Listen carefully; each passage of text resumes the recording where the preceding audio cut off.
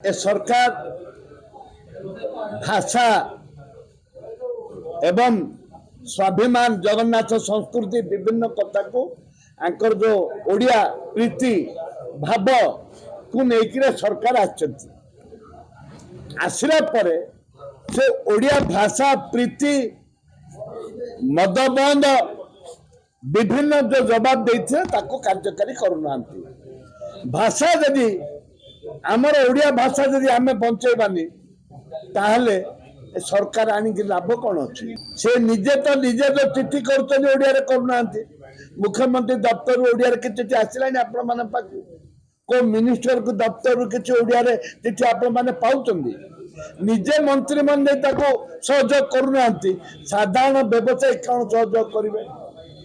ये हूँ प्रश्न सरकारी कार्य करने मंत्री मैंने करूना मुख्यमंत्री करूना साधारण जनता कौन करेंगे बोर्ड रे कौन लिखे